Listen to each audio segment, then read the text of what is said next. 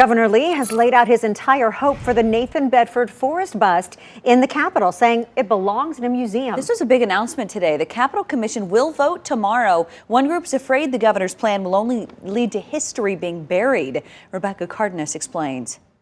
Tonight, the State Museum says they would welcome that statue if it were to be moved here, saying that they would preserve it with, quote, its proper context. In a particular season of his life, significantly contributed to one of the most regretful and painful chapters in our nation's history. We were disappointed. Attorney for the Tennessee Sons of Confederate Veterans, Douglas Jones, calls the governor's request to remove the controversial Nathan Bedford Forrest bust from the Capitol unfair. If the Capitol Commission votes tomorrow to move the bust, they're going to erase history, period. Even people who advocate for the preservation of Confederate statues, some of those people even say, okay, maybe Nathan Bedford Forrest is too far because of his associations with the KKK. What do you say to those people? Slavery was terrible. Slavery was wrong.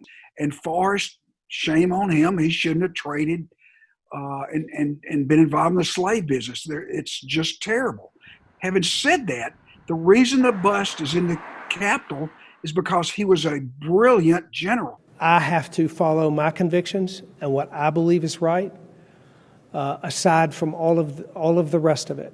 And I think that's what people elected me to do. News 4 received a statement from the Tennessee State Museum reading in part, quote, should it be decided that the bust of General Forrest be relocated to the State Museum, we plan to preserve and interpret it within the proper context of the state's history and provide an appropriate setting for discourse about that history. They could move it to the State Museum and then 6 months later put it in the basement in a cardboard box.